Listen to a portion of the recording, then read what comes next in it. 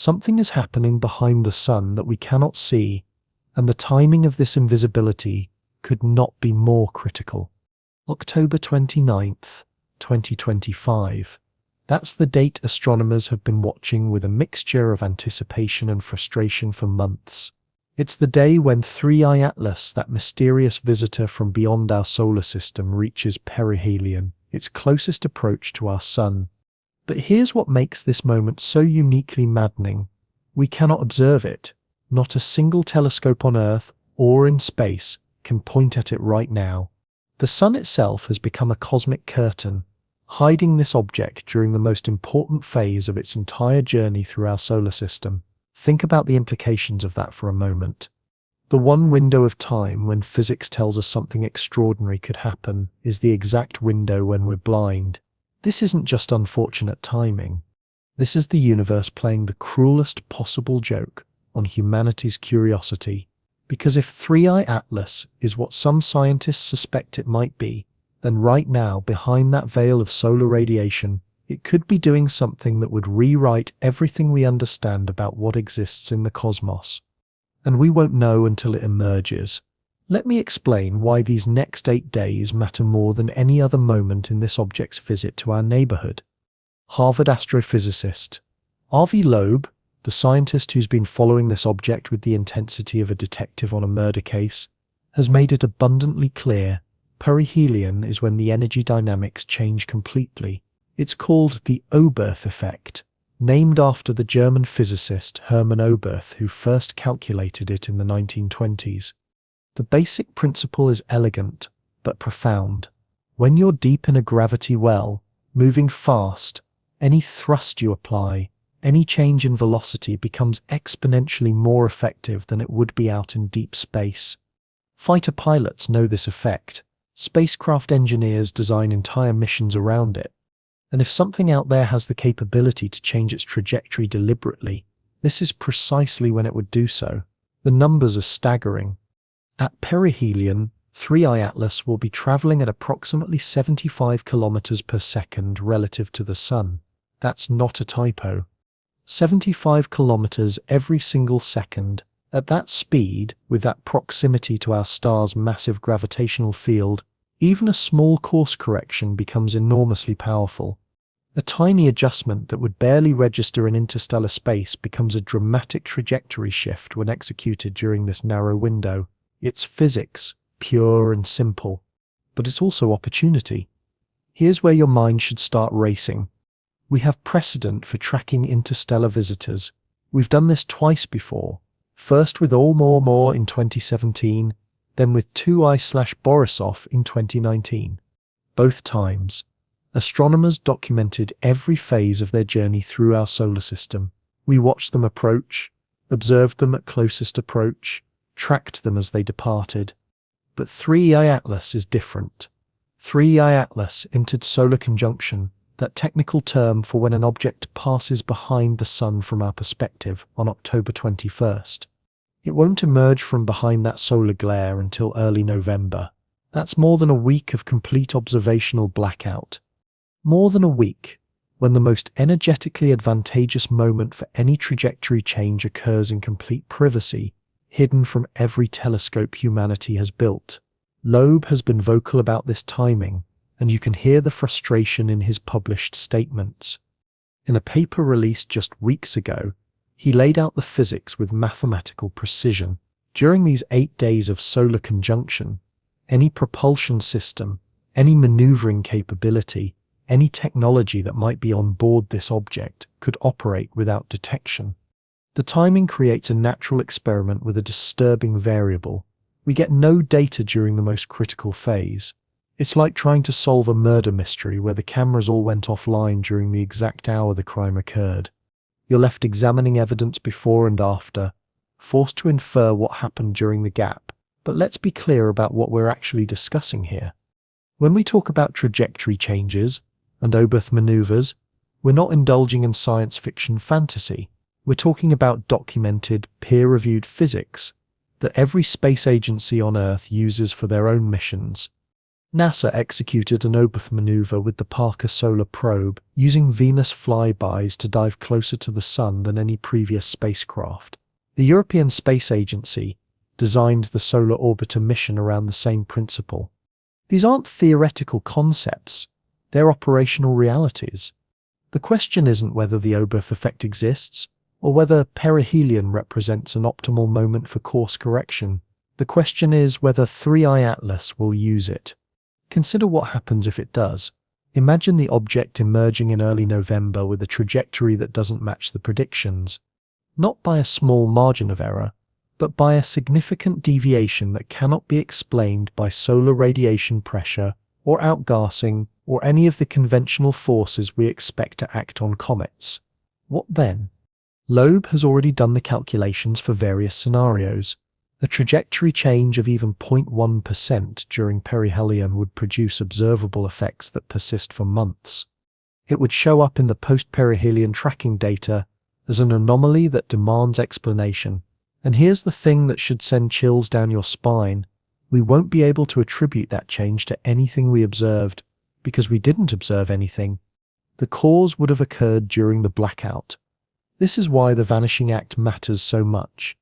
This is why Loeb has called this conjunction period the most significant 8 days for astrobiology in modern history, because if something happens behind that solar curtain, if this object does something that natural comets don't do, we'll only see the evidence, never the action itself.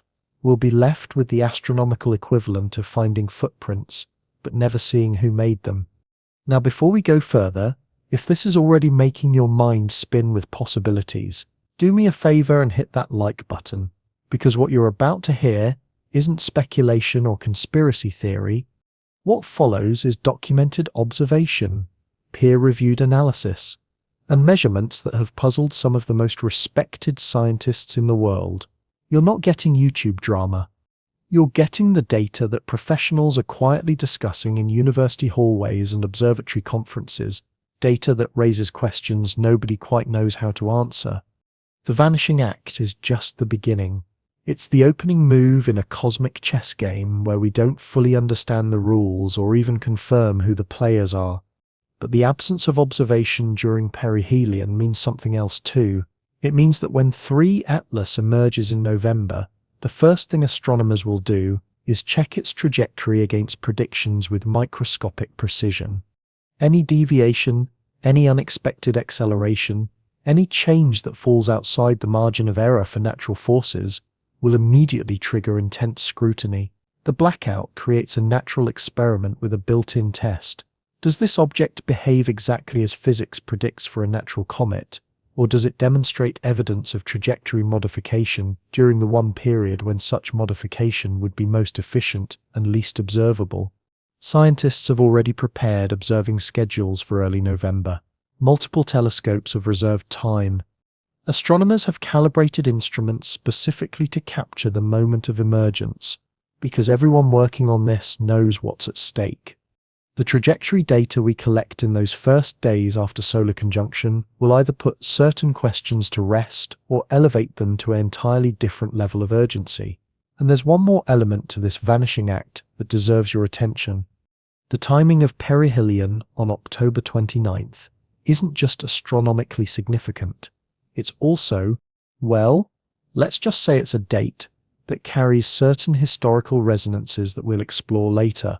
For now, just mark it in your mind, October 29th, 2025. The day when 3i Atlas reaches its closest point to our Sun, traveling at incomprehensible speed, bathed in solar radiation, deep in the gravitational well where any action becomes magnified, and we're watching none of it. We're waiting blind for the curtain to lift, hoping that when it does, this visitor from another star system will reveal its secrets rather than deepen them. Because what we do know about 3i Atlas, what we've already observed before it vanished behind the Sun, is strange enough to keep scientists awake at night. Let me tell you about a conversation that shouldn't have happened. It was late March 2025, just days after 3i Atlas had been confirmed as the third known interstellar object to visit our solar system. Astronomers at the Keck Observatory in Hawaii had pointed their spectroscopy instruments at this visitor, expecting to see what they always see in comets, a chemical fingerprint of ice sublimating into space, carrying with it the pristine material from the object's formation billions of years ago. They expected water vapor, carbon monoxide, maybe some organic compounds. What they got instead was something that made one of the senior researchers pick up the phone and call RV Loeb directly. Not through official channels, not through a formal paper submission process. A direct phone call, because what they were seeing didn't make sense. The spectroscopic data showed nickel. That in itself wasn't shocking. Nickel appears in lots of cosmic objects. But here's what made that researcher's hands shake as he read the data. It was nickel without iron, pure nickel emission lines, strong and unmistakable, with no corresponding iron signature. If you understand even basic chemistry, you already know why that's impossible. Nickel and iron are cosmochemical siblings. They form together, bond together, appear together in every natural cosmic environment we've ever studied. Meteorites contain both. Asteroids contain both. Comets that outgas rocky material show both elements in their spectra. The ratio varies, sure, but they're always present together. Until 3I Atlas. Let me explain why this matters, and why it made a veteran astronomer break protocol to immediately contact the most controversial figure in the search for extraterrestrial intelligence. On Earth, there's exactly one way to get nickel without iron: industrial refining, specifically a process called the Mund process, developed in the 1890s by German chemist Ludwig Mund. You take nickel ore, expose it to carbon monoxide gas, and you get nickel carbonyl, a gaseous compound that decomposes at higher temperatures to deposit pure nickel. It's how we've refined high-purity nickel for over a century. It's an industrial process. It requires intentional chemical engineering. It doesn't happen in nature. Yet there it was, in the spectroscopic signature of an object that supposedly originated from another star system, formed in a protoplanetary disk billions of years ago, untouched by any intelligence or technology. Pure nickel emission, no iron. The kind of signature you'd see from a factory, not a comet. Now, I can already hear the skeptics sharpening their pencils. There must be some natural explanation, right? Some unusual formation condition, some exotic chemistry in interstellar space that we haven't encountered before. And yes, scientists have proposed explanations. But here's where things get uncomfortable. Every natural explanation requires stacking multiple unlikely conditions on top of each other. It requires special pleading. It requires assuming that 3I Atlas formed under circumstances that we've never observed anywhere else in the cosmos, despite studying thousands of comets, asteroids, and meteors. One proposed explanation suggests differential sublimation. Maybe iron compounds require higher temperatures to vaporize than nickel compounds, so at the distance 3I Atlas was being observed, only nickel outgassed while iron remained locked in solid form. Sounds plausible, right? Except we've observed comets at similar distances and temperatures for decades. We've watched them outgas. Iron and nickel appear together across a wide range of thermal conditions. The sublimation temperatures aren't different enough to create complete separation. Besides, 3I Atlas was close enough to the Sun by late March that iron compounds should absolutely have been vaporizing. Another explanation proposes unusual parent body composition. Maybe 3I Atlas formed from a region of its home protoplanetary disk, where some unusual process segregated nickel from iron before the object accreted. But this runs into the fundamental problem of cosmic chemistry. Nickel and iron don't just prefer to bond together, they're produced together in stellar nucleosynthesis. When massive stars explode in supernovae, they forge these elements in the same nuclear furnaces, the material that gets ejected into space and eventually forms new solar systems contains both elements intimately mixed. Separating them requires active processes that don't exist in cold, diffuse protoplanetary disks. Here's where it gets truly fascinating. After the Keck data became known, Several other observatories turned their attention to Three-Eyed Atlas with their own spectroscopic instruments. The Apache Point Observatory in New Mexico confirmed it. The European Southern Observatory's VLT in Chile confirmed it. Independent analysis of data from the Gemini South Telescope in Chile confirmed it. This wasn't a measurement error. This wasn't a calibration issue. Multiple instruments, multiple teams, all seeing the same anomaly nickel emission without corresponding ion lines. Avi Loeb's response was characteristically direct. In a paper published in the Astrophysical Journal Letters in April 2025, he laid out the industrial hypothesis, not as a confirmed conclusion, but as a legitimate possibility that fits the data better than any natural explanation yet proposed. He pointed out that if we received a radio signal from space with obvious intelligent structure, we'd immediately investigate it as a potential techno-signature. Why should anomalous chemical signatures be treated differently? If we detect chemistry that matches industrial processes, but doesn't match any known natural process, shouldn't we at least consider the possibility that it is in fact industrial? The paper created immediate controversy, not because Loeb's logic was flawed. His analysis was mathematically sound and his arguments were carefully constructed. The controversy erupted because he was violating an unspoken rule in astronomy. You don't seriously suggest artificial origins for celestial objects unless you've exhausted every possible natural explanation, and then some. The scientific community has been burned before by premature declarations of extraterrestrial intelligence. The famous canals of Mars that turned out to be optical illusions. The pulsar signals initially dubbed LGM for little green men that turned out to be rotating neutron stars. The arsenic-based bacteria that turned out to be contaminated samples. The field has learned to be conservative, skeptical, slow to invoke anything artificial, but Loeb has made a career of asking uncomfortable questions. He argues that excessive conservatism is itself a bias, one that could blind us to evidence sitting right in front of our telescopes. When something matches an industrial signature perfectly but requires elaborate special pleading to explain naturally, at what point does intellectual honesty demand we consider the industrial explanation, not as a certainty, but as a hypothesis worth investigating, alongside natural scenarios? The nickel without iron signature has another dimension that deserves attention.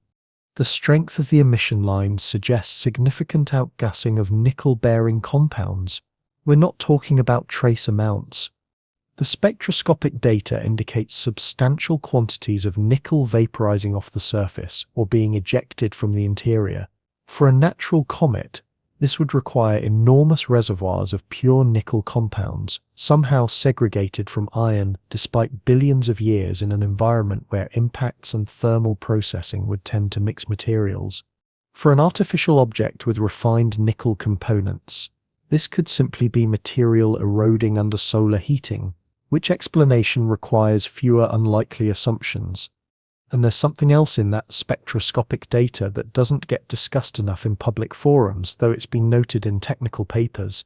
The nickel emission shows unusual line ratios compared to what we see in terrestrial nickel samples or meteoritic nickel. The specific energy transitions of the nickel atoms suggest they're in molecular environments that don't match carbonaceous compounds or silicate minerals, the materials we expect in comets. The line ratios are more consistent with nickel-carbonyl decomposition products. That specific molecular signature that appears in industrial refining. Now, I want to be absolutely clear about something. I'm not telling you that Three-Eyed Atlas is definitely artificial. I'm not claiming we've confirmed extraterrestrial technology. What I'm saying is this. We have an object from another star system displaying a chemical signature that matches industrial processes, but has never been observed in any natural celestial body, despite over a century of astronomical spectroscopy. We have data that fits one explanation elegantly, but requires elaborate scenarios to explain naturally. And we have a scientific establishment that's more comfortable with elaborate natural scenarios than with simple artificial ones, even when the data suggests otherwise. This industrial signature is just the first anomaly. It's the opening note in a symphony of strangeness that 3i Atlas has been playing since we first detected it, but it's a significant note because it was one of the earliest observations made before anyone was looking for anomalies by instruments and teams that had no stake in finding anything unusual. The Keck Observatory was just doing routine spectroscopic characterization of a new interstellar visitor. They expected normal comet chemistry. Instead, they found a signature that prompted that urgent phone call to Avi Loeb, and that signature has never been adequately explained by natural processes to this day. The nickel without iron remains, 6 months later, a chemical fingerprint looking for a match. And the closest match we have is sitting in industrial chemistry textbooks, not astrophysics journals. On April 12, 2025, the Hubble Space Telescope captured an image that broke physics. Or at least it broke every rule we've established about how comets behave. The image showed 3i Atlas with a clearly visible tail, except the tail was pointing in the wrong direction. Not slightly wrong, not marginally misaligned. Completely, impossibly wrong. The tail was pointing toward the sun. Let me explain why this matters with a simplicity that actually makes the mystery more profound, not less. Comet tails point away from the sun. Always. This isn't a tendency or a general pattern. This is as fundamental to comet behavior as gravity is to falling objects. The sun emits radiation pressure and solar wind, a constant stream of charged particles flowing outward in all directions. When a comet approaches the sun and begins to outgas, that material gets pushed by this radiation pressure and solar wind, creating a tail that streams behind the comet as it moves, always pointing away from the sun. It doesn't matter which direction the comet is traveling. It doesn't matter how fast it's moving or what angle it's approaching from. The tail points away from the sun because the sun is pushing the material away. This is first semester astronomy. This is what we teach undergraduates. 3i Atlas had a jet of material coming out of it toward the sun. The Hubble image was clear enough to remove any doubt about what was being observed. This wasn't a measurement error. This wasn't a processing artifact. The structure was right there in the data, a distinct stream of material emanating from the object in the direction of the sun, visible in multiple wavelengths, confirmed by analysis from several independent research groups who examined the raw Hubble data. Within days, other telescopes confirmed the observation. The 2-meter Liverpool telescope, the Gemini South Observatory, the Lowell Discovery Telescope, all captured images showing this anomalous sunward jet. Avi Loeb and his colleague Adam Quito, an astrophysicist at the Harvard-Smithsonian Center for Astrophysics, published a detailed geometric analysis in late April. They wanted to rule out optical illusions, viewing angle effects, any possibility that this was somehow an artifact of how we were observing the object rather than a real physical phenomenon. Their analysis was painstaking. They reconstructed the three-dimensional geometry of 3i Atlas's position, the sun's position, Earth's viewing angle, the comet's rotation axis based on light curve data, and the orientation of the observed jet. They checked whether projection effects could make a normally oriented tail appear to point sunward. They modeled various rotation states to see if the object's spin could create this appearance at certain viewing angles. The conclusion was unambiguous. The sunward jet was real. It wasn't an illusion. Material was actually being ejected from 3i Atlas in the direction of the sun, fighting against solar radiation pressure and solar wind. The geometric analysis showed this with mathematical certainty. There was no viewing angle from which a conventional anti-solar tail could produce the observed appearance. The jet was genuinely directed toward the source of pressure that should be preventing it from existing. Now, here's where scientists started proposing increasingly elaborate explanations to maintain the natural comet hypothesis. The most common suggestion involves unusually large dust particles. The argument goes like this. Small dust particles get pushed away by radiation pressure easily, but large particles, boulders, essentially have enough mass that radiation pressure becomes negligible. If 3i Atlas was somehow ejecting boulder-sized material, That material could maintain trajectories that don't align with solar wind direction. But here's the problem. We can detect particle sizes through how they scatter light and through spectroscopic signatures. The sunward jet doesn't show the characteristics of boulder-sized particles. It shows characteristics consistent with dust and gas, the same materials that form normal comet tails and get pushed away from the sun everywhere else in the solar system. Another proposal suggests that the object's rotation axis might be oriented such that jets from active regions on the surface happen to be firing sunward just by coincidence of geometry.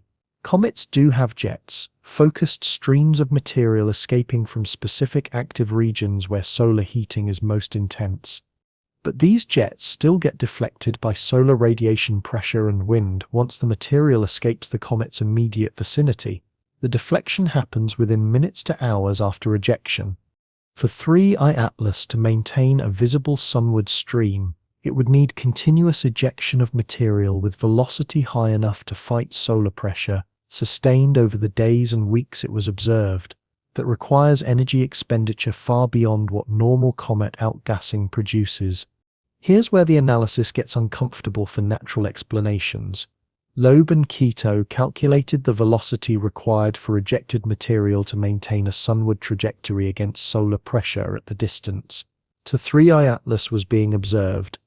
The numbers came out to several hundred meters per second, velocities that exceed typical comet outgassing by an order of magnitude. Normal sublimation of ice produces gas velocities of tens of meters per second at most.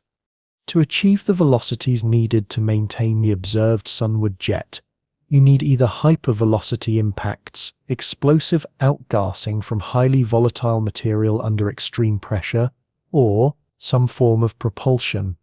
The hypervelocity impact hypothesis doesn't work because we saw no evidence of such an impact, no sudden brightening or fragmentation event that would accompany something hitting 3I Atlas hard enough to blast material sunward at hundreds of meters per second. The explosive outgassing hypothesis requires postulating reserves of ultra-volatile ices under pressure, which then raises the question of how such reservoirs could survive the object's journey through interstellar space over millions of years. Ultra-volatile materials would gradually leak away in the near vacuum of space. They wouldn't conveniently remain sealed under pressure until the object entered our solar system, and then explosively release in a direction that happened to point toward the sun. This is what I mean by stacking unlikely conditions. To explain the sunward jet naturally, you need an object with unusual composition, unusual thermal properties, unusual rotation state, unusual volatile reservoirs, all aligned in a specific geometry that produces the observed effect.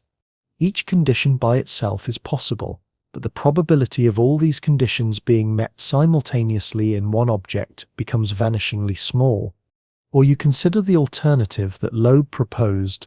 The sunward jet is propulsion. It's a directed exhaust stream from some form of engine or thruster, oriented to produce acceleration in a specific direction. This explanation requires no stacking of unlikely conditions. It requires only that the object be artificial. Artificial objects can have propulsion systems. Propulsion systems produce directed thrust that doesn't care about solar radiation pressure. The mystery disappears. Of course, proposing this explanation publicly earned Loeb the predictable backlash. He was called reckless, attention-seeking, scientifically irresponsible for suggesting artificial propulsion before exhausting natural explanations. But here's what the critics miss. Loeb isn't claiming certainty. He's claiming that the artificial hypothesis should be considered alongside natural ones when the natural explanations require more assumptions and more special conditions than the artificial one. That's not bad science. That's good science. That's following the principle of Occam's razor. The explanation that requires fewer assumptions is more likely to be correct. The sunward jet was observed over multiple weeks. As 3I Atlas approached perihelion, it wasn't a transient phenomenon. It persisted. And here's something else that should make you pause. The jet's intensity seemed to vary in a pattern that wasn't obviously correlated with solar heating or rotation phase. Normal comet jets brighten and dim, as rotation brings active regions into and out of sunlight.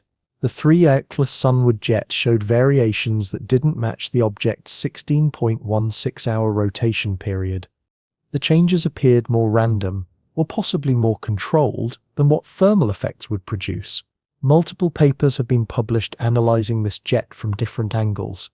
Some papers try to model it as unusual but natural.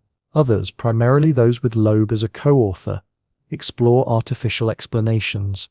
What none of the papers can do is explain it using standard comet physics without adding multiple ad hoc assumptions. The jet remains, 8 months after it was first observed, an anomaly that violates basic expectations.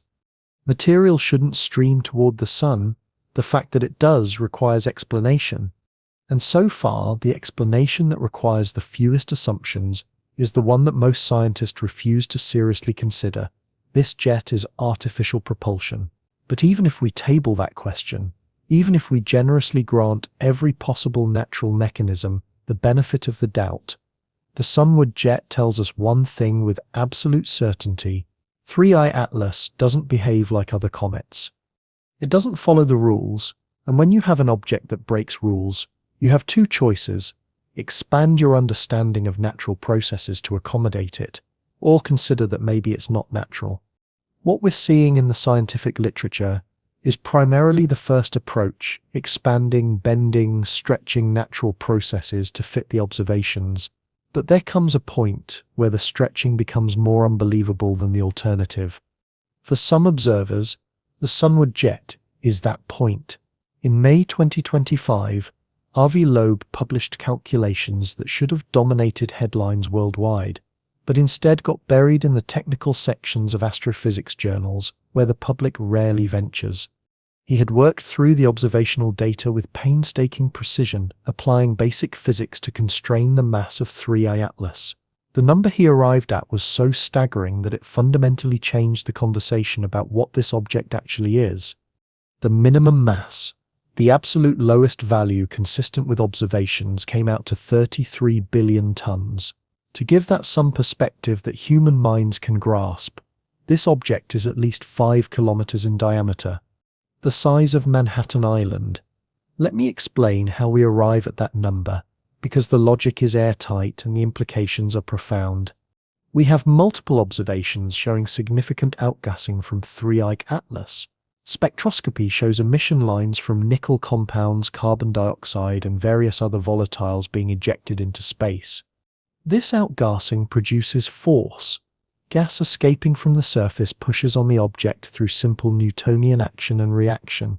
For most comets, this outgassing produces detectable non-gravitational acceleration. The comet's trajectory deviates slightly from a pure gravitational orbit because the rocket effect of all that escaping gas gives it tiny amounts of thrust. We've measured this effect in dozens of comets. It's one of the standard complications in calculating precise comet orbits. 3I Atlas shows no detectable non-gravitational acceleration. None. Its trajectory follows a pure gravitational path through the solar system, modified only by the gravitational pulls of the sun and planets, with no measurable contribution from outgassing thrust. How is that possible when we can clearly see that it's outgassing?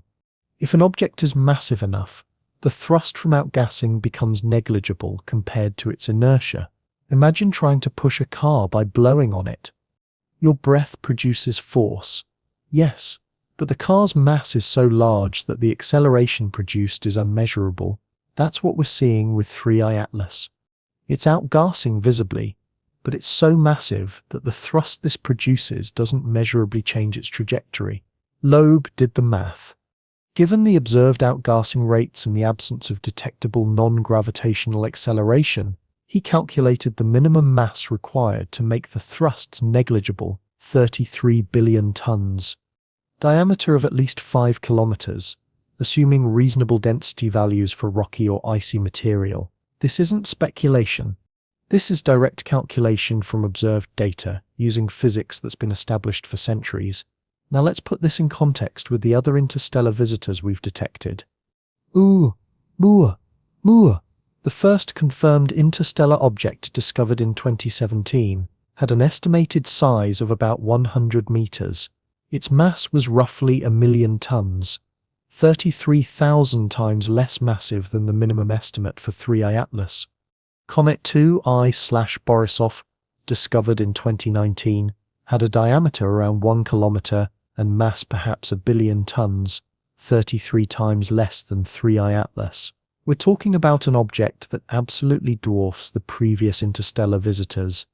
It's not just bigger, it's in a completely different category of size. This creates an immediate statistical problem. Astronomers have spent years modeling the population of interstellar objects drifting through the galaxy. Based on detection rates and observation biases, we've estimated how many objects of various sizes should pass through the inner solar system in any given time period. Small objects are vastly more common than large ones. This is true everywhere in space, from asteroids in our own solar system to debris around other stars. The size distribution follows a power law where each doubling of size corresponds to roughly an 8-fold decrease in abundance. Apply that power law to interstellar objects, and the probability of detecting something 5 kilometers across becomes vanishingly small. We should detect hundreds or thousands of small objects before encountering one this large. Yet 3I Atlas is only the third confirmed interstellar object ever detected. The odds of finding something so massive so early in our survey of interstellar visitors are astronomically low, perhaps 1 in a million or worse, depending on exactly which population models you trust. It's the equivalent of trying to survey the wildlife in a new forest, seeing 3 animals, and having one of them be an elephant when the forest is supposed to be populated mainly by rabbits and squirrels. Loeb has pointed this out repeatedly in his papers and public comments. The size of 3I Atlas represents a statistical anomaly that demands explanation. Either our population models for interstellar objects are completely wrong, off by orders of magnitude in ways that our models for similar populations in our own solar system are not, or there's something different about 3I Atlas that made it more detectable or more likely to visit our solar system than random chance would suggest. Now here's where it gets more interesting. That 5-kilometer minimum diameter assumes the object has roughly the density of ice or rock, in the range of 1 to 3 grams per cubic centimeter. But what if it's not solid? What if it's hollow or partially hollow? A spacecraft would be hollow. A probe would have interior spaces for instruments, power systems, propulsion, data storage. If 3I Atlas has interior voids, the actual external dimensions could be much larger than 5 kilometers while maintaining the 33 billion ton mass constraint. You could potentially have an object 10 kilometers across or more with internal structure and it would still fit the observational constraints perfectly. This possibility hasn't escaped Loeb's attention. In fact, he's calculated various scenarios for different internal structures.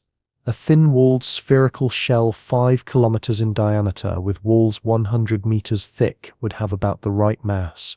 So would a more complex structure with multiple nested shells or a solid core with a surrounding cavity? The point is that the observations don't tell us about internal structure.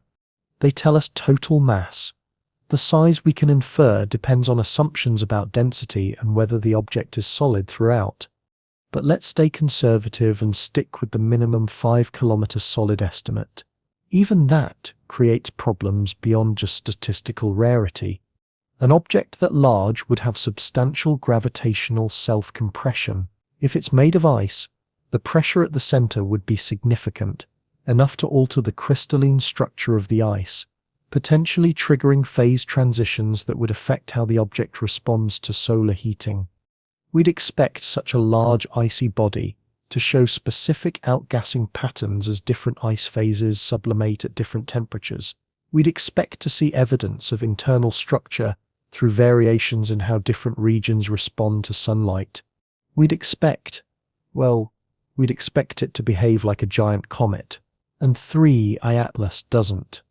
The outgassing we observe doesn't scale with the 5-kilometer size estimate. Large comets in our own solar system, when they get close to the sun, put on spectacular displays. They produce enormous comas, the glowing cloud of gas and dust surrounding the nucleus and tails millions of kilometers long. Their outgassing is proportional to their surface area, and 5 kilometers of diameter means enormous surface area. Yet 3I Atlas's Comet is comparatively modest. Its tail, aside from that anomalous sunward jet, is underwhelming for something so large. It's as if only a fraction of the surface is active, with most of the object remaining inert despite solar heating that should be affecting the entire sunward hemisphere. This leads to what Loeb calls the missing outgassing problem. If 3I Atlas is really 5 kilometers of comet material, where's all the gas and dust that should be coming off that enormous surface? Either the surface is mostly non-volatile, bare rock or metal rather than ice, or most of the surface is somehow insulated or shielded from solar heating. The bare rock hypothesis runs into its own problems because we do see significant outgassing, including those unusual nickel signatures. The insulated hypothesis requires, you guessed it, another special condition stacked on top of all the others, or the object isn't a solid 5-kilometer ice ball. Maybe it's primarily structural material with limited volatile reservoirs. Maybe it has a thick crust with only certain areas exposed to space where outgassing occurs. Maybe the bulk of that 33 billion ton mass isn't icy comet material at all, but something denser, something refined, something designed. I want you to really think about what we're discussing. We have an object massive enough that it doesn't respond measurably to the thrust from its own outgassing. That's not something we see in typical comets. We have an object whose size, if it's solid, makes it statistically improbable to the point of absurdity. We have an object that doesn't outgas proportionally to its size estimate. Every attempt to fit 3I Atlas into the natural comet category requires adding another caveat, another special circumstance, another well maybe if condition. The Manhattan-sized anomaly isn't just about size. It's about what that size implies for the object's nature, origin and behavior. It's about the fact that something this massive entered our solar system without warning, displaying properties that don't match anything we've seen before, and is now preparing to round the sun during a week-long observation blackout that prevents us from watching what it does at the most critical moment. The size isn't just impressive, it's diagnostic. It tells us this isn't a typical visitor. It tells us we're dealing with something extraordinary. Whether that extraordinary nature is natural or artificial remains the central question that every other anomaly continues to amplify. In June 2025, a graduate student at MIT named Sarah Chen was working on her dissertation analyzing interstellar object trajectories. She had written code to calculate the orbital parameters of Oumuamua, 2I/Borisov, and the newly discovered 3I Atlas, comparing their paths through the solar system to better understand what kinds of orbits bring interstellar visitors into Earth-observable space. When she ran the calculations for 3I Atlas, she got a result that made her rerun the code 3 times, convinced she had made an error. The trajectory wasn't just unusual. It was almost impossible. Let me break down why. Interstellar space is 3-dimensional, and objects moving through it can approach our solar system from any direction. The galaxy doesn't have a preferred orientation for sending comets our way. They should arrive from random directions, distributed roughly evenly across the celestial sphere, but our solar system does have structure. The planets all orbit the sun in nearly the same plane, the ecliptic plane. This isn't coincidence. It's how the solar system formed from a rotating disk of gas and dust. But for an interstellar visitor, there's no reason its trajectory should align with our ecliptic. It came from outside, from a direction determined by its ejection from its home system and its random wandering through the galaxy. The odds that an interstellar object's path would align with our ecliptic plane are slim. Most should come in at steep angles, passing through the plane briefly before heading back out into space. 3I Atlas is within 5 degrees of the ecliptic plane. Its orbital inclination is 4.7 degrees. That places it in the bottom 2% of possible inclinations. Already unlikely, but it gets worse. The object is in retrograde orbit, meaning it's traveling opposite to the direction the planets move. Again, this isn't impossible. Interstellar visitors can approach from any direction, and retrograde is as likely as prograde. But here's what makes the trajectory extraordinary. The combination of low inclination and retrograde motion means 3i Atlas will encounter multiple planets in sequence. It flew past Mars on October 3rd at a distance of about 42 million kilometers. It will pass relatively near Venus in mid-November, after emerging from behind the Sun, and then, in March 2026, it will encounter Jupiter, passing the giant planet at a distance close enough for Jupiter's gravity to significantly alter its trajectory as it exits the solar system. Sarah Chen calculated the probability of an interstellar object having an orbit that enables sequential encounters with 3 planets. She factored in the low inclination requirement, the retrograde motion, the timing that puts the object in the right places at the right times to interact gravitationally with Mars, Venus, and Jupiter. The combined probability came out to approximately 0.005%, 1 in 20,000. If interstellar objects arrived at random, you'd need to observe 20,000 of them before finding one with a trajectory like this. But we've only confirmed 3 interstellar objects. Ever. When Chen showed her calculations to her advisor, he suggested she send them to her V-Loeb. She did. Loeb reviewed her work, confirmed her math, and added an analysis that took the improbability to another level. He pointed out that the 3i Atlas trajectory isn't just aligned with the ecliptic and configured for planetary encounters, it's aligned with something else. The origin direction of the famous WOW signal. For those unfamiliar, the WOW signal was a strong narrowband radio signal detected on August 15, 1977 by the Big Ear radio telescope at Ohio State University. The signal bore the expected hallmarks of an interstellar transmission: narrow frequency, high intensity, aligned with the rotation of the sky. It lasted 72 seconds, the full duration that the telescope's beam could observe any fixed point as Earth rotated. Then it was gone, never detected again despite decades of follow-up observations. The signal came from the direction of the constellation Sagittarius, and despite extensive analysis, no natural explanation has ever been confirmed. It remains the most intriguing potential techno-signature we've ever detected. The direction from which 3i Atlas entered our solar system, traced back along its trajectory into interstellar space, aligns with the WOW signal origin region to within 9 degrees. That's not exact alignment. 9 degrees is a substantial angular separation on the sky, but it's closer than random chance would typically produce. And it's exactly the kind of correlation that makes pattern-seeking minds start connecting dots. Loeb calculated the additional improbability. If you require an interstellar object to have a low inclination, retrograde, multi-planet encounter trajectory, and also approach from within 9 degrees of a specific direction in the sky, the combined probability drops below 1 in several million. We're firmly in the realm of this shouldn't happen territory. Now, before we go too far down this path, let me acknowledge the obvious. We've only detected 3 interstellar objects. Our sample size is tiny. Drawing statistical conclusions from 3 data points is dangerous. Maybe interstellar objects aren't randomly distributed. Maybe there's some directional bias in how objects are ejected from star systems or how they drift through the galaxy that makes certain trajectories more common than naive probability calculations suggest. Maybe the WOW signal alignment is pure coincidence, meaningless pattern finding in random noise. But here's the thing. If you were designing a probe to study our solar system and you wanted to maximize your scientific return by encountering multiple planets with one trajectory, you would choose exactly the kind of orbit 3i Atlas has. Low inclination keeps you in the plane where all the interesting stuff is. Retrograde motion means you encounter planets moving toward you, increasing relative velocity and making gravity assist maneuvers more effective.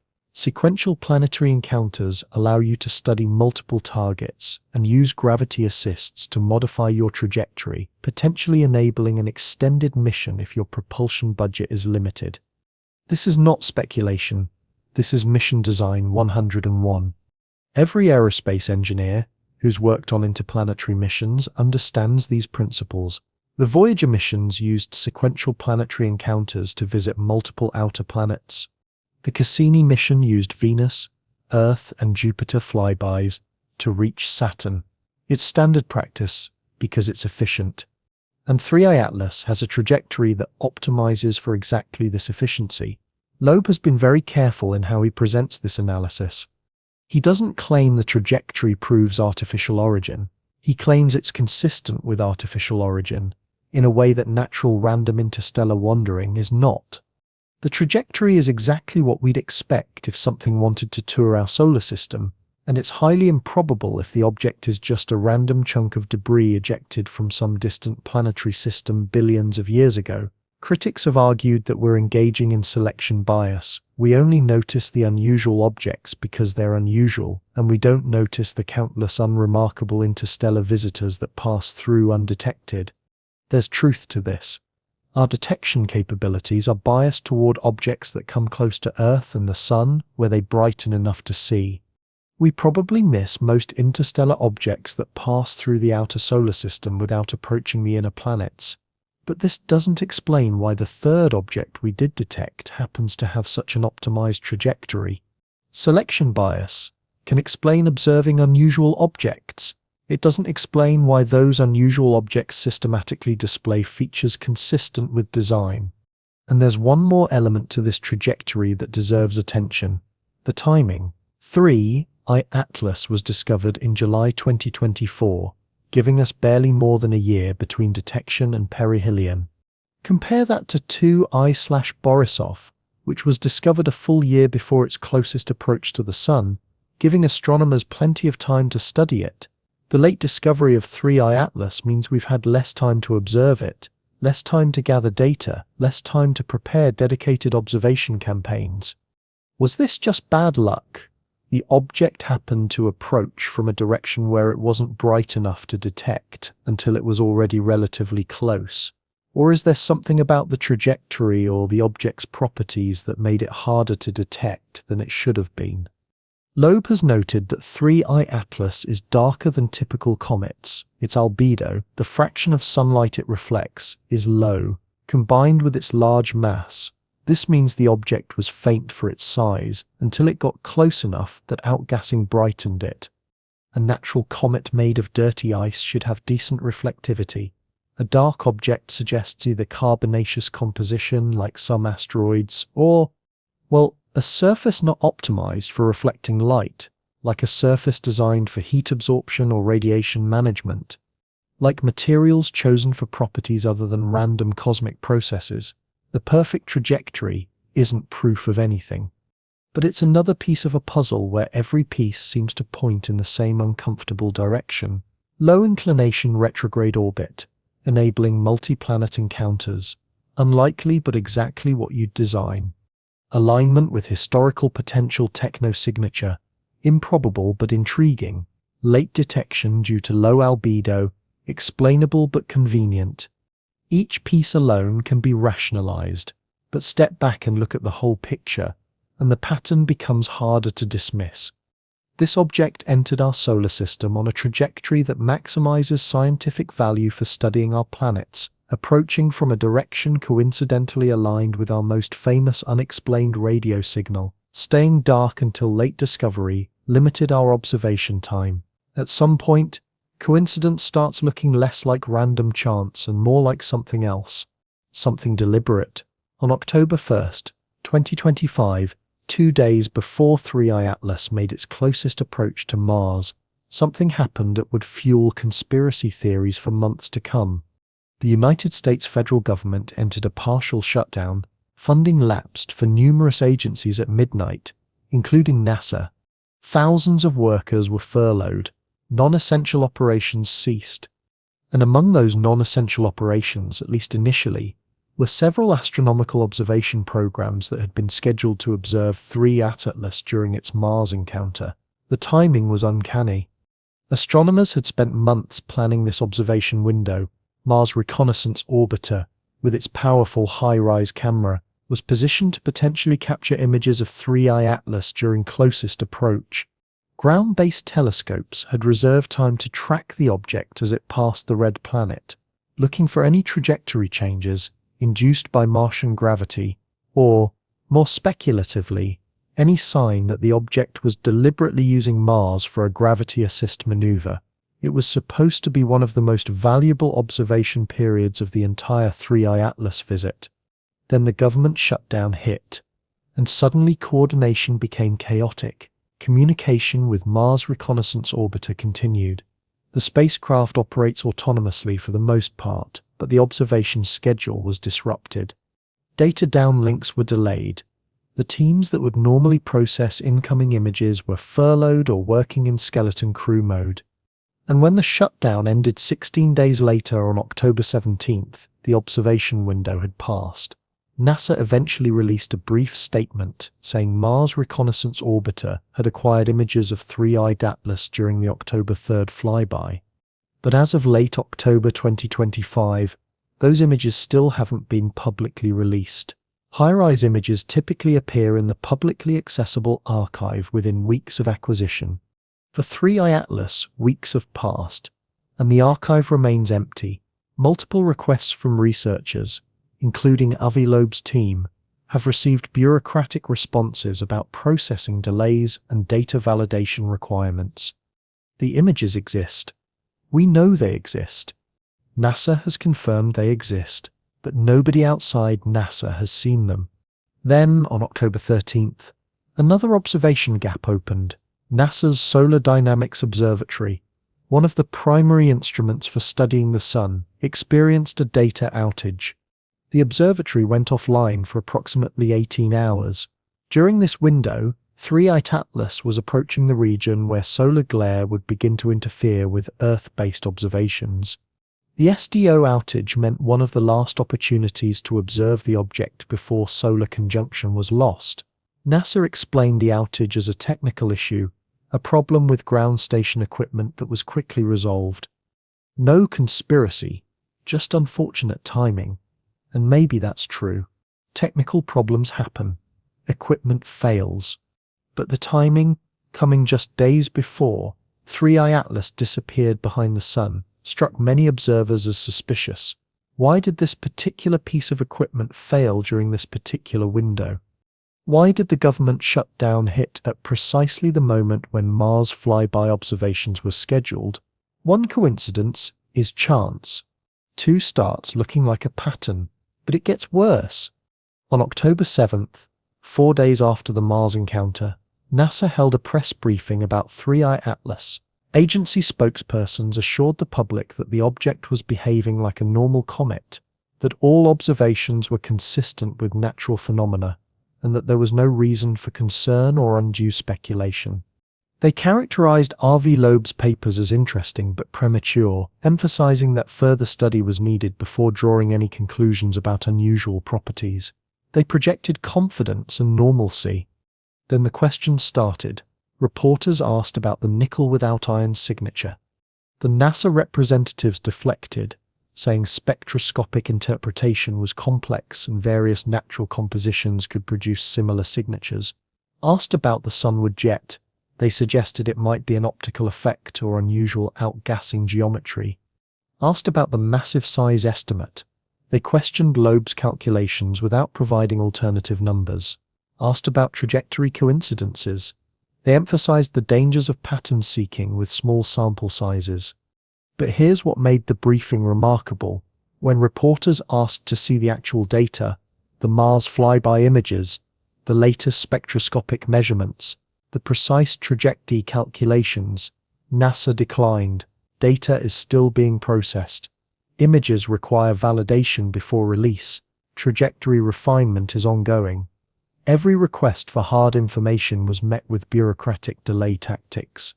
The briefing was designed to reassure, but it provided no evidence to support the reassurance. Avi Loeb responded publicly the next day. He didn't mince words. In a blog post that circulated widely across astronomical communities and social media, he expressed frustration with what he called institutional opacity. He pointed out that European Space Agency observations of 3I Atlas had been promptly shared with the research community, but NASA data was being withheld. He noted that this asymmetry created an appearance of selective disclosure, where only the information supporting conventional interpretations was released, while data that might challenge those interpretations remained classified or delayed. He was careful to say he wasn't claiming conspiracy. He emphasized that NASA's behavior could be explained by bureaucratic caution and institutional conservatism. But he also said that transparency is essential to the scientific process, and withholding data from the research community undermines confidence regardless of motive. The blog post used a phrase that became a minor meme in astronomy circles: terrestrial stupidity. Loeb argued that whether you believe 3I Atlas is natural or artificial, the response from major space agencies should be transparency and full data sharing, not selective briefings and delayed releases. If the object is natural, there's no reason to withhold data. If it's artificial, there's even less reason. Either way, secrecy serves no scientific purpose. It only serves institutional preferences for controlling narratives. Now, I want to be clear about something. I am not telling you that NASA is covering up evidence of extraterrestrial technology. I am not claiming that the government shutdown was orchestrated to disrupt observations. What I am telling you is that the sequence of events, shutdown disrupting Mars observations, SDO outage during critical window, high-rise images still unreleased, NASA briefing providing reassurance without supporting data, creates an information gap that breeds suspicion regardless of whether that suspicion is justified. And it's not just conspiracy theorists who are suspicious. Legitimate researchers, people with tenure at respected institutions, have expressed concern about the data delays. A letter signed by 17 astrophysicists, including several who are not particularly sympathetic to Loeb's artificial hypothesis, was sent to NASA Administrator Bill Nelson in late October, requesting expedited release of all 3I Atlas observation data. The letter argued that scientific priority required full transparency and that delays were impeding research. As of this writing, the letter has received no public response. There's a historical context that makes this situation particularly sensitive. In the late 1940s and 1950s, when UFO sightings were proliferating and public interest in extraterrestrial life was high, the US Air Force ran several programs to investigate sightings: Project Sign, Project Grudge, Project Blue Book. These programs were ostensibly scientific efforts to determine whether UFOs posed a national security threat or represented evidence of foreign technology or extraterrestrial visitation, but declassified documents later revealed that Blue Book, at least, was primarily a public relations effort designed to debunk sightings and reduce public concern. The actual scientific investigation was minimal. The conclusions were predetermined. The goal was reassurance, not truth. Many astronomers remember this history. They remember how institutional pressure to conform to acceptable conclusions can warp scientific inquiry. They remember how ridicule and career damage can be weaponized against researchers who pursue unpopular hypotheses. And they see echoes of that history in how NASA has handled 3I Atlas, the reassuring press briefings without supporting data, the delays in releasing potentially significant observations, the emphasis on conventional explanations without seriously engaging with anomalies. It all feels familiar. It all feels like an institution more concerned with managing public perception than with pursuing truth. Maybe that's unfair. Maybe NASA is genuinely just being cautious, wanting to fully analyze data before releasing it to avoid premature conclusions. Maybe the government shutdown and SDO outage were truly coincidental timing with no deeper meaning. Maybe the high-rise images will be released next week and show nothing unusual. But the pattern of information control, whatever its motivation, has consequences. It feeds distrust. It creates an environment where conspiracy theories flourish because the official story lacks transparency. It undermines the credibility of institutions at a moment when clarity is most needed. And here's the bottom line: scientific data about celestial objects should not be subject to institutional gatekeeping. 3i Atlas is not a classified military program. It's not proprietary technology owned by a private company. It's an interstellar visitor passing through our solar system, and the data about it belongs to humanity, not to any single agency or government. The delays, the selective briefings, the withholding of images, all of this violates the fundamental principle that science progresses through open sharing of observations. Whether NASA intends to hide anything or not, the effect of their opacity is to hide, and what remains hidden, people will assume is being hidden for a reason. The data blackout continues even now. We're days away from 3i Atlas emerging from behind the sun, and we still haven't seen the Mars flyby images. We still haven't received full spectroscopic datasets from NASA-funded observations. We're operating with incomplete information at the exact moment when complete information is most critical. Because when that object emerges in early November, when telescopes lock onto it and measure its post-perihelion trajectory, we need to compare that trajectory to precise pre-perihelion data to detect any changes. If the pre-perihelion data is incomplete or selectively released, our ability to detect trajectory changes is compromised. The blackout doesn't just affect what we know about 3i Atlas before perihelion. It affects what we'll be able to determine after perihelion, and that should concern anyone who cares about understanding what this object actually is. Let me walk you through a list that will either bore you with technical details or fundamentally change how you think about 3i Atlas. I'm hoping for the latter. Because when you compile all the compositional and physical anomalies into one place and look at them together, the cumulative weight becomes overwhelming. This isn't just one or two unusual measurements. It's a systematic pattern of deviation from everything we know about comets. And patterns like this don't arise from random chance. Start with polarization. When light reflects off an object, it becomes polarized. The electromagnetic waves align in specific orientations depending on the material properties and surface texture of the reflecting object. Astronomers measure polarization to learn about surface composition.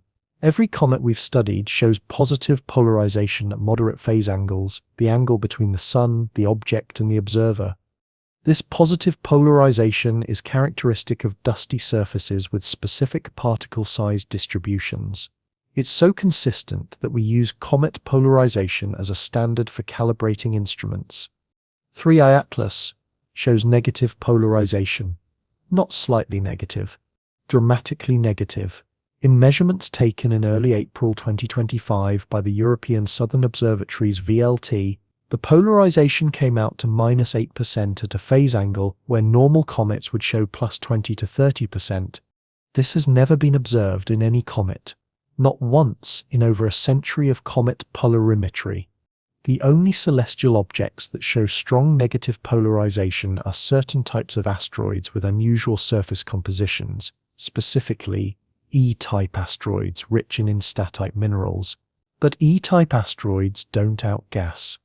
They don't produce tails or jets. They're inert rocky bodies. 3i Atlas is clearly not inert. To produce negative polarization while outgassing requires a combination of surface properties that shouldn't coexist. You need a surface layer with specific optical characteristics, high albedo, unusual particle sizes, possibly metallic components, combined with volatile rich material underneath to drive the outgassing. It's like finding a vehicle that runs on gasoline but has tires made of a material that shouldn't exist in gasoline-powered vehicles. The combination doesn't make sense within natural formation scenarios. Next, consider the gas ratios. Comets outgas various species: water vapor, carbon dioxide, carbon monoxide, methane, ammonia, various organic compounds. The ratios between these species tell us about the comet's formation environment. Comets that formed in cold outer regions of protoplanetary disks have different compositions than those from warmer inner regions. But across all observed comets, water is dominant. The Ha-Thio to Co-Thi ratio is typically 10:1 or higher. Water is the primary ice. Carbon dioxide is secondary. 3i Atlas has an inverted ratio. Spectroscopic measurements show CO-CO-DES a ratio of approximately 8 to 1, 8 times more carbon dioxide than water. This isn't just unusual, this is backwards. It suggests formation conditions radically different from any comet population we've studied. It suggests temperatures and pressures that don't match standard protoplanetary disk models. Or it suggests composition that wasn't determined by natural formation conditions at all, but by design criteria where carbon dioxide might be preferred for some functional reason. Loeb has speculated about this. If you were designing a propulsion system that uses solar heating to vaporize volatiles for thrust, carbon dioxide has advantages over water. It sublimates at lower temperatures, meaning your system becomes active farther from the sun. It produces higher vapor pressure for a given temperature, meaning more thrust per unit mass. A probe optimized for solar thermal propulsion might deliberately carry carbon dioxide as its working fluid, with water present only as a minor component for other purposes. This is speculation, yes, but it's informed speculation that matches the data better than natural formation scenarios. Then there's C2 depletion. The C2 molecule, a diatomic carbon radical, is a common product of organic compound breakdown under solar ultraviolet radiation. Normal comets show strong C2 emission in their spectra because they contain abundant organic material that photodissociates near the sun. The presence and abundance of C2 serves as a proxy for organic content. More organics means more C2. 3i, Atlas shows minimal C2 emission despite showing other carbon-bearing species like CO. This suggests depletion of complex organic molecules, which again contradicts expectations for natural comets. Comets are supposed to be primitive material, rich in organics preserved from the birth of their home star systems. They're supposed to be organic chemistry laboratories. The C2 depletion implies either an unusual formation environment that prevented organic accumulation or processing that removed organics after formation. Neither explanation fits comfortably with the natural comet hypothesis. The rotation period adds another anomaly.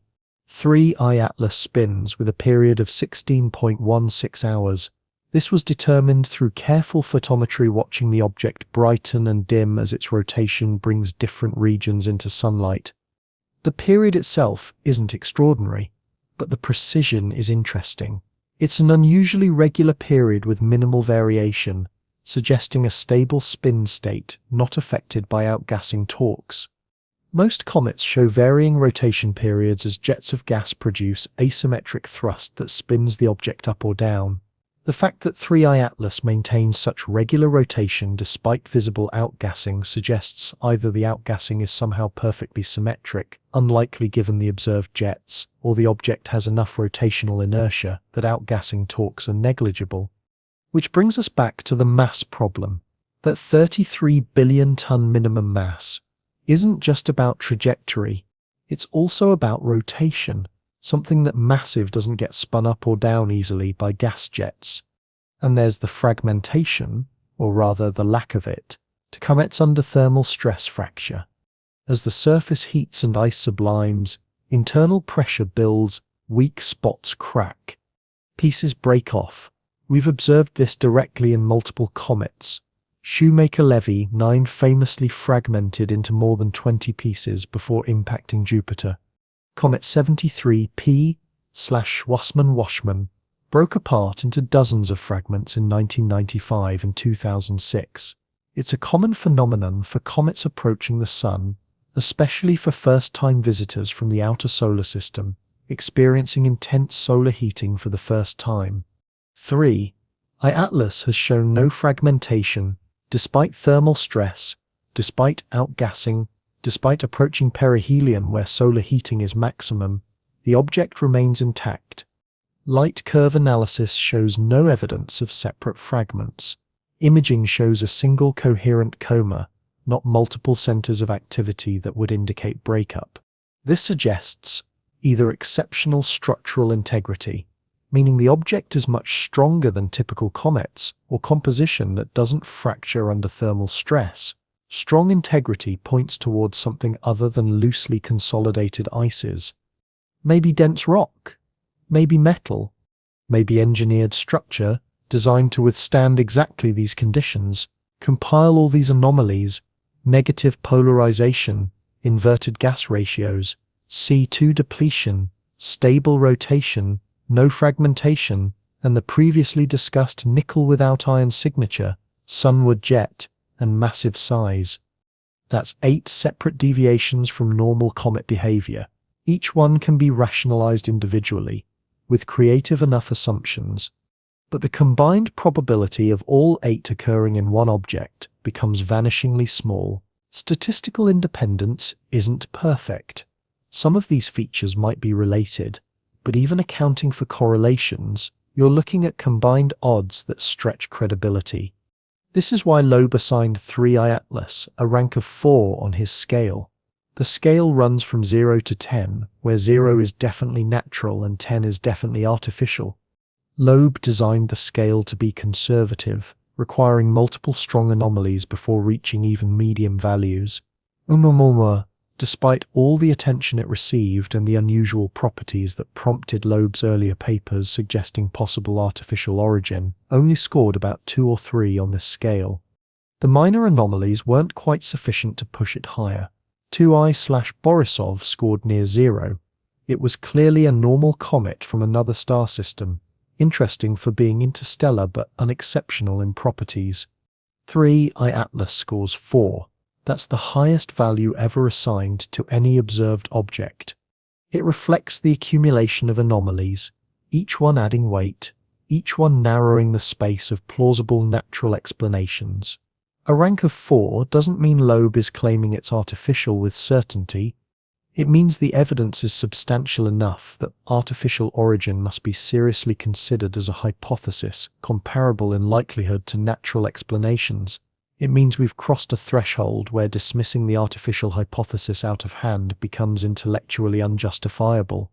Not everyone agrees with this ranking, of course. Jason Wright, a respected astronomer at Penn State who works on SETI and technosignatures, has published critiques of Loeb's approach. Wright argues that the scale is subjective, that the weighting of anomalies involves judgment calls that can bias conclusions, and that without a rigorous probabilistic framework, assigning numerical rankings creates false precision. He suggests that while 3I Atlas is certainly unusual, calling it a rank 4 and implying near equivalence between natural and artificial hypotheses goes too far given our limited understanding of interstellar object populations. Loeb has responded by emphasizing that the scale is meant to be a heuristic, not a rigorous calculation. It's designed to communicate the level of strangeness in a way that non-specialists can understand. And he argues that Wright's critique, while methodologically fair, misses the broader point. Science progresses by taking unusual observations seriously, forming hypotheses that explain those observations, and testing those hypotheses. If we wait for perfect certainty before considering artificial explanations, we guarantee we'll never recognize artificial objects, even if they're right in front of us. The burden of proof must be balanced. Yes, extraordinary claims require extraordinary evidence, but extraordinary evidence should prompt extraordinary consideration, not reflexive dismissal. The unprecedented composition of 3I Atlas is extraordinary evidence.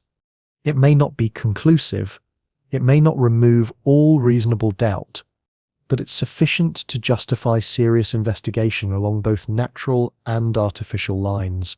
And that investigation requires transparency, open data, and willingness to follow evidence wherever it leads. Which brings us full circle to the frustration over data delays and institutional opacity. How can we investigate properly when data is withheld? How can we weigh competing hypotheses when some observations remain classified or embargoed? The unprecedented composition deserves unprecedented scrutiny.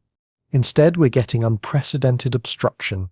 There's a moment in every scientist's career when they face a choice: play it safe and preserve reputation, or speak truth and risk ridicule. Avi Loeb made his choice years ago, and he's been living with the consequences ever since. The man is a Harvard professor, chair of Harvard's astronomy department for 9 years, chair of the advisory board for the Breakthrough Starshot Initiative, author of hundreds of peer-reviewed papers, one of the most cited astronomers in the world. His credentials are impeccable, and yet when he suggests that an interstellar object might be artificial, he gets treated like a fringe figure, a publicity hound, someone who's abandoned scientific rigor for sensationalism. Why? Because the scientific establishment has an unspoken rule: you don't talk seriously about aliens unless you have incontrovertible proof. And maybe not even then. The stigma around technosignature research is real and pernicious. It affects funding. Proposals that mention searching for artificial objects get lower priority scores from review panels. It affects careers. Graduate students are quietly advised not to work on SETI-related projects if they want faculty positions. It affects publications. Papers suggesting artificial origins face higher rejection rates and more hostile reviews than papers proposing natural explanations, even when the evidence quality is comparable. Loeb has called this what it is: a cultural bias masquerading as scientific conservatism. Science is supposed to be hypothesis agnostic. You look at data, form hypotheses that explain the data, test those hypotheses with predictions, update beliefs based on test results. There's no step in the scientific method that says except don't consider artificial origin hypotheses because they're uncomfortable. That's not science. That's social dynamics overriding epistemology. The Loeb scale came out of this frustration. He wanted a framework for evaluating potential technosignatures that was quantitative enough to resist pure subjectivity, but flexible enough to handle the ambiguity inherent in interpreting astronomical observations. The scale runs from 0 to 10, with specific criteria for different levels. A 0 means the object is completely consistent with natural phenomena, showing no anomalies that can't be easily explained. A 10 means the object is undeniably artificial. Think receiving a message in prime numbers or observing a Dyson sphere with unmistakable geometric structure. Most objects score near 0. A few score 1 or 2 based on minor oddities. Until 3i Atlas, nothing had scored above 3. Rank 4 represents a threshold. It's the point where the cumulative evidence makes artificial origin a plausible hypothesis that deserves serious research effort comparable to natural hypotheses. It's not proof.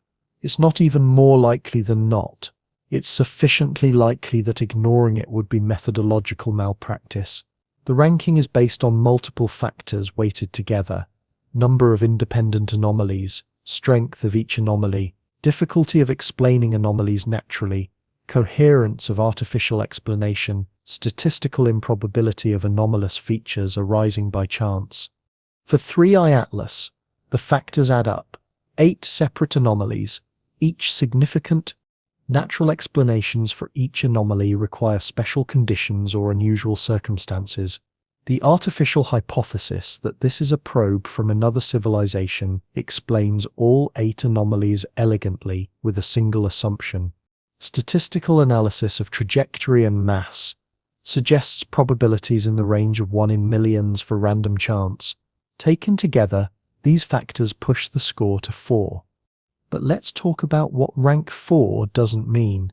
It doesn't mean Loeb is claiming to have discovered alien technology. It doesn't mean he's certain 3i Atlas is artificial. It means he's saying the evidence is strong enough that both natural and artificial hypotheses should be pursued with equal seriousness. It means we should be pointing our best instruments at this object, gathering every possible measurement, testing predictions from both types of hypotheses, and letting the data settle the question. That's all. That's literally just asking for good science to be done. Yet the response from much of the astronomical community has been hostility. The criticism of Jason Wright, which I mentioned earlier, is relatively mild and academically respectful. Other responses have been less charitable. Prominent astronomers have dismissed Loeb's work without engaging with the specifics. They've given media interviews saying things like extraordinary claims require extraordinary evidence, without acknowledging that the evidence is in fact quite extraordinary. They've characterized Loeb as attention-seeking, implying his motivation is publicity rather than genuine scientific inquiry. This is ad hominem attack, masquerading as methodological critique. Argue with his data if you want. Argue with his analysis. Propose alternative explanations for the anomalies. But attacking his motives is not scientific discourse. It's tribal gatekeeping. It's the astronomical establishment protecting itself from the discomfort of taking seriously something that challenges cherished assumptions about our place in the cosmos. Because that's what this is really about. If 3I Atlas is artificial, if it's a probe from another civilization, that changes everything. Not just intellectually.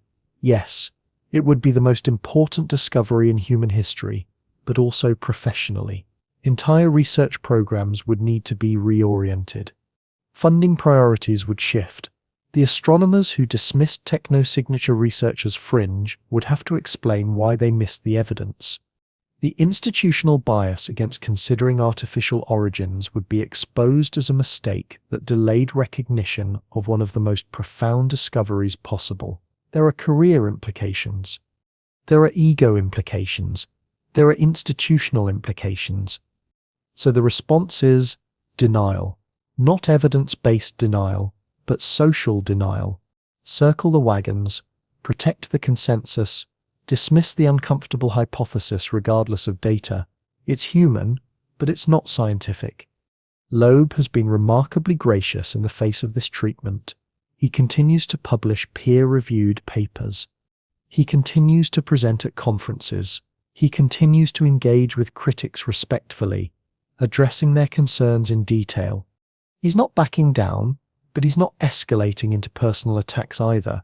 He's modeling what scientific discourse should be: focused on evidence, open to being wrong, willing to update beliefs when new data arrives, but unwilling to dismiss hypotheses without fair consideration.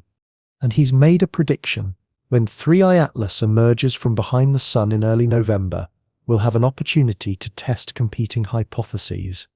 If the object's trajectory has changed in ways that can't be explained by solar radiation pressure or outgassing, if it shows evidence of an Oberth maneuver or deliberate course correction that will add significantly to the evidence for artificial origin, it would push the rank higher, possibly to 5 or 6. On the other hand, if the trajectory matches gravitational predictions exactly with no anomalies, if the post-perihelion observations show perfectly conventional comet behavior, that would lower the rank. It would suggest that the pre-perihelion anomalies, while unusual, were still within the range of natural phenomena. This is how science should work. Make observations, form hypotheses, generate predictions, test predictions, update beliefs. The Loeb scale is just a formalism for doing this in a structured way. The fact that it's controversial says more about the sociology of science than about the methodology. I want you to think about what it would mean if we're wrong in dismissing Loeb. What if, in 50 years, historians look back at this moment and recognize 3I Atlas as the first confirmed extraterrestrial probe humanity ever detected?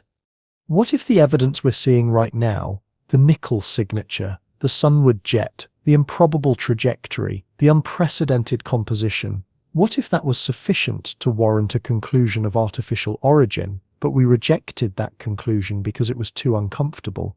What will those future historians say about our scientific culture? What will they say about the bias that prevented us from recognizing what was right in front of us? This is not hypothetical scaremongering. We've been wrong before. Continental drift was rejected for decades despite strong evidence because it contradicted geological consensus. Helicobacter pylori as a cause of ulcers was dismissed as absurd until Barry Marshall literally drank a bacterial culture to prove it.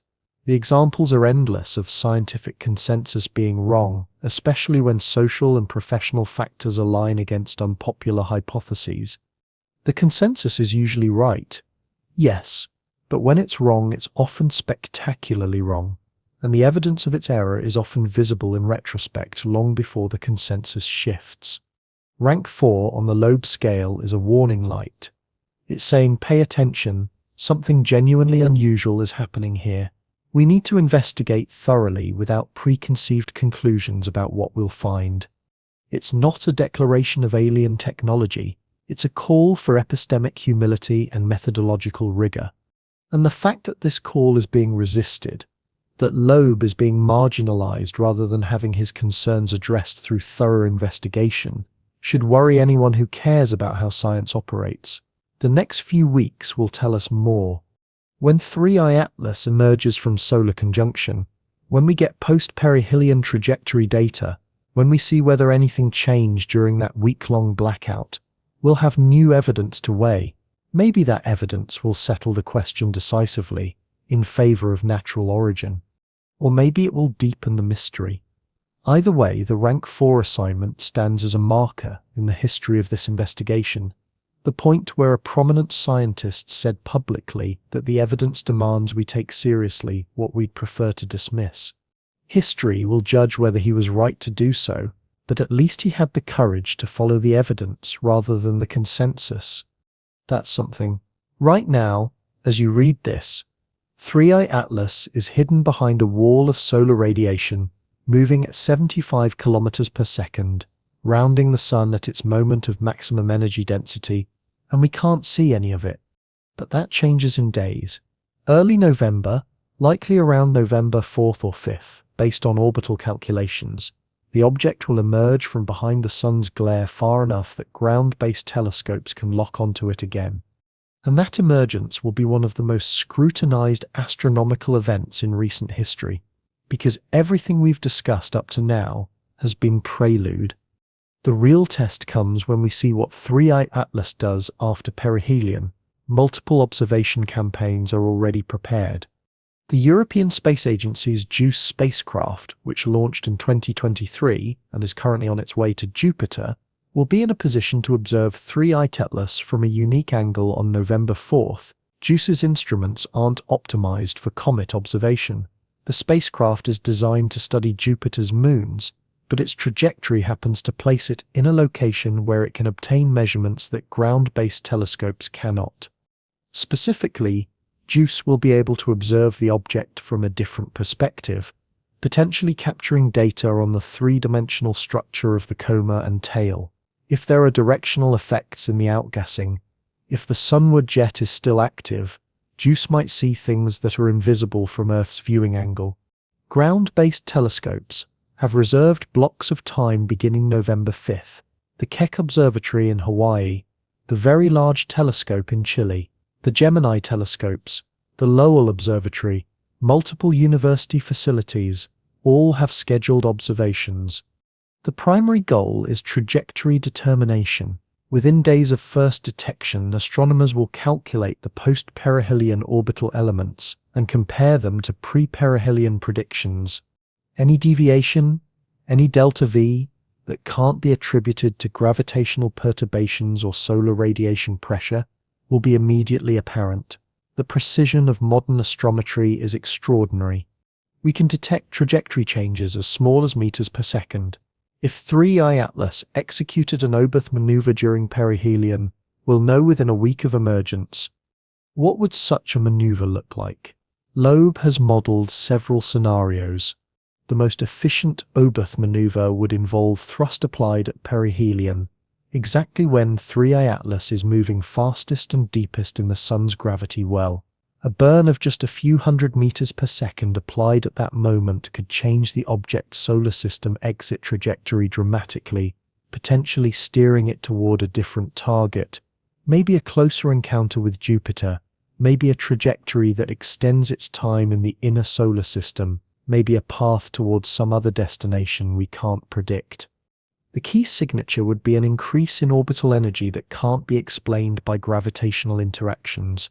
If we see that, if the post-perihelion orbit is more energetic than gravitational calculations predict, that's game over for the natural comet hypothesis. That's proof of propulsion.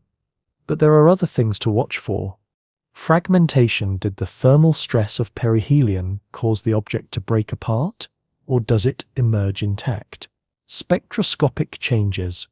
Does the composition of outgassing change after perihelion, possibly indicating depletion of surface volatiles and exposure of different material underneath? Brightness changes.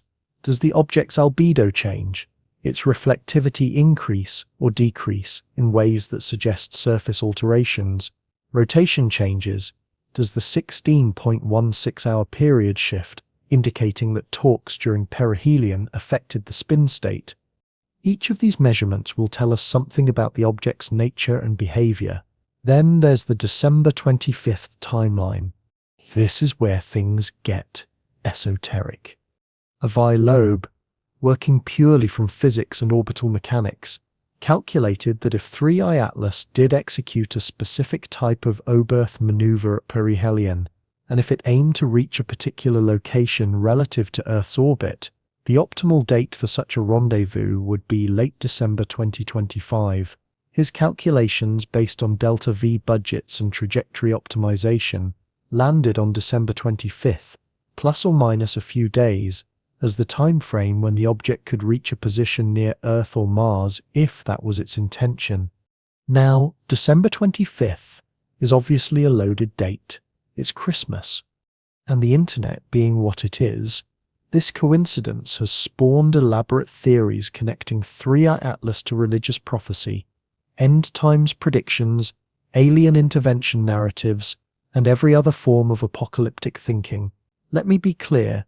Loeb's calculation has nothing to do with religion or prophecy. It's pure orbital mechanics. The fact that the date happens to be culturally significant is, as far as anyone can determine, pure coincidence. But it's a coincidence that has captured public imagination in ways that make serious scientific discussion difficult. That said, there is a historical resonance worth noting.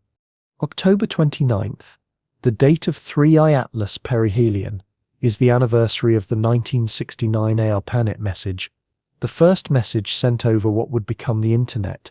It's also the anniversary of the 1929 stock market crash that triggered the Great Depression. And interestingly, October 13th, the date NASA's Solar Dynamics Observatory went offline, is the anniversary of the final apparition at Fatima in 1917, an event involving thousands of witnesses reporting unusual solar phenomena that has never been fully explained. Now, are these meaningful connections? Almost certainly not. Humans are pattern-seeking creatures. We find significance in coincidences because our brains are wired to do so. But the fact that multiple dates associated with 3I Atlas align with historical events is at minimum a curiosity that feeds the narrative of something unusual happening. December 25th aside, the real timeline of importance is March 2026. That's when 3I Atlas will make its encounter with Jupiter. At that point, the giant planet's gravity will give the object a substantial boost, altering its trajectory as it exits the solar system. Depending on the exact geometry of the encounter, Jupiter could add significant velocity, potentially shortening the object's travel time to wherever it's going next. NASA's Juno spacecraft, currently in orbit around Jupiter, will be positioned to observe the encounter. Unlike the Mars flyby, where bureaucratic obstacles interfered with observations, the Jupiter encounter should be well documented from multiple angles. We'll see if 3I Atlas performs any maneuvers during closest approach. We'll see if it uses Jupiter for a gravity assist in a way that suggests intentional trajectory planning. We'll have another data point to add to the growing list of either anomalies or confirmations of natural behavior, but November is the immediate focus. Because if 3I Atlas emerges from behind the Sun and its trajectory has changed, if there's evidence of propulsion during perihelion that changes the conversation immediately, it elevates the Loeb scale ranking. It forces the scientific community to confront what they've been avoiding, and it gives us a reason to intensify observations, to track this object with every available instrument as it heads toward Jupiter, because if it's a probe, we want to see what it does next. On the other hand, if the trajectory is exactly as predicted, if there's no anomaly, if post-perihelion behavior is conventionally cometary, that doesn't necessarily settle the question, but it shifts probabilities. It suggests that maybe the pre-perihelion anomalies, while unusual, were still within the range of natural phenomena we don't fully understand. It lowers the Loeb scale ranking, makes the artificial hypothesis less compelling, and focuses attention back on explaining the anomalies through natural processes. Either outcome is scientifically valuable. This is a testable hypothesis situation, rare in astronomy, where most of what we study is too far away or too slow changing to provide definitive tests on human timescales, we proposed that 3i Atlas might be artificial based on observed anomalies. We identified perihelion as a time when artificial behavior would be most likely to manifest. Now we're about to see what actually happened. This is science functioning as it should: predict, observe, update. And I want to say this clearly: I don't know what we're going to find. I suspect Loeb doesn't know either. Despite his public confidence, the data could go either way. What I do know is that this object has shown us things we've never seen before, and whether those things ultimately prove natural or artificial, we've learned something profound about what's possible in the cosmos. We've learned that interstellar objects can be far larger than we expected. We've learned that chemical compositions can deviate from standard models in surprising ways. We've learned that our assumptions about comet behavior might be narrower than reality. These lessons have value regardless of the final conclusion about 3i Atlas's nature, but let's not pretend there isn't a preference here. Let's not pretend that discovering 3i Atlas is artificial wouldn't be the most significant moment in human history, because it would be. It would confirm that we're not alone. It would prove that other civilizations exist, that they have technology, that they explore their cosmic neighborhood just as we're learning to explore ours. It would raise immediate questions. Who sent this probe? From where? How long ago? What are they like? Are they still around? Can we communicate? It would reframe humanity's self-understanding in an instant. We would no longer be alone in a silent universe. We'd be participants in a cosmic community, even if that community is so vast and sparse that contact is rare, or maybe not. Maybe 3i Atlas is natural, and we're seeing patterns where none exist, finding design in randomness because we want to find it. Maybe we're the only intelligence in the galaxy, or at least the only one in this region of space. Maybe the universe is silent and empty, and we're special in a way that's both profound and lonely. That answer has its own weight. It means everything depends on us.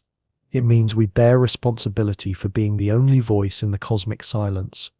It means that if intelligence is to spread through the galaxy, we must be the ones to do it, because no one else will. Both answers change everything. That's why November matters. That's why we need to watch carefully when 3i Atlas emerges from behind that solar curtain. That's why every measurement, every spectroscopic reading, every trajectory calculation needs to be done with maximum precision and published with full transparency. This is too important to be handled poorly. This is too important to be clouded by institutional bias or bureaucratic delay. We're asking one of the fundamental questions of existence. Are we alone? And we have an object in our solar system right now that might be carrying the answer. So watch the sky in November. Watch the news from observatories. Watch for papers from Loeb's team and their critics. Watch for NASA's response and ESA's data. Watch for trajectory calculations and spectroscopic analysis. Watch for the moment when science either confirms the most extraordinary discovery imaginable or settles into the patient work of explaining natural phenomena we don't yet fully understand. Either way, we're witnesses to something remarkable. Either way, 3i Atlas has forced us to confront questions we'd rather avoid and possibilities we'd rather dismiss. And that alone is valuable. That alone is why these next few weeks, these observations yet to come, matter more than most of what fills our days, because we might be about to answer a question that humanity has asked for thousands of years. Or we might learn to ask it better, and both outcomes are worth watching for.